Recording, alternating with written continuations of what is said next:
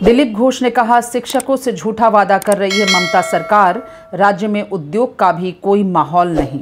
ব্যক্তিগত 3 দিন হয়ে গেল। দেখো এসব যে বিচার হয়েছে তার বিরুদ্ধে তো আন্দোলন করতেই হবে, নৈতিকভাবে আমরাও আছি, বাংলার মানুষও আছে। মমতা ব্যানার্জি 26,000 লোকের চাকরি খেয়ে মেদিনীপুরে গিয়ে বলছেন 10,000 লোককে চাকরি দেবেন। এই যে ওনার যে মিথ্যাচার আবার উনি বলতে চাইছেন, আজ পর্যন্ত কিছুই দেননি, কিছুই করতে পারেননি। ব্যবসা বাণিজ্য কলকারখানা চলে যাচ্ছে এখান থেকে, যেটুকু সরকারি চাকরি হতো সেখানে এত দুর্নীতি শুরু হয়ে গেছে, 12 বছর চাকরি করার পর রাস্তায় বসতে হচ্ছে।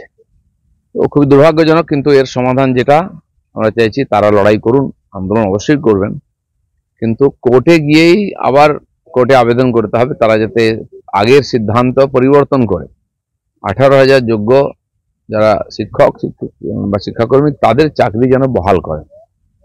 এটাই একমাত্র রাস্তা, এবং সেটা আদালতেই করতে পারেন। অনেকেই বলেছেন, আমারও মত তাই, এটাই করুন। দুটো লড়াই চলুক, কোর্টেও চলুক আর মাঠেও চলুক। মুখ্যমন্ত্রী মেদিনীপুরের মঞ্চ থেকে বলেছেন যে বিক্ষোভকারীদের বিরুদ্ধে বলেছেন যে আপনারা সরকার তো মাইনে দেবে, আপনাদের বেতন দেবে, আপনারা পড়াশোনা করেন। না না, এই মাসে কি মাইনা পেয়েছে ওরা? জিজ্ঞেস করতে চাইছি, কেন বেকার খাটতে যাবে? আপনার পার্টির লোকেরা এখন মিছিলে গেলেও পয়সা নেয়, যা করছে পয়সা নিচ্ছে। আর ওরা লেখাপড়া করেছে, মা বাপের পয়সা খরচা করেছে, পরিশ্রম করেছে, তারপরে তারা কেন বেকার খাটবে? কিসের গ্যারান্টি? আপনাকে কে অধিকার দিয়েছে?